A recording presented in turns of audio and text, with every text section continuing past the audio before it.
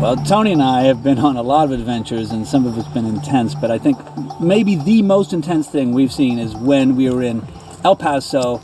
They have a new initiative called the Cadaver Initiative. If someone dies of drug violence in Juarez and is going to be buried or cremated in the United States, they cross the port of entry, and there's a whole new procedure there. So what happened?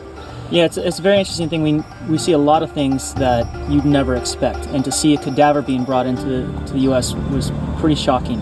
Le voy a llevar a la funeraria de San José. ¿Y de qué facción? Es muerte violenta. But just like anything that crosses into the country, it needs to be checked. We take the body, which we call Area 51, and from there the sheriffs and the ICE agents take over. Ready? Cadavers have been stuffed with narcotics before. Some of those people who have been killed were involved with cartels. Often they were tortured, and in one case that we saw, the immigration had to try to identify the body. We positively ID them in order to see if they do have border crossing cards, if they are legal residents and so forth, so we can cancel those cards. It may be that they have an open case on them, an investigation. After checking to see it was filled with drugs, because they have to make sure the person who was killed wasn't involved in any ongoing cases here in the U.S., and they also have to make sure they cancel out their IDs. And their crossing card. And their crossing cards. But what made this particularly intense was this was maybe the most tortured body that this task force had ever seen. As a matter of fact, they went to fingerprint this body and they could barely find a finger to print.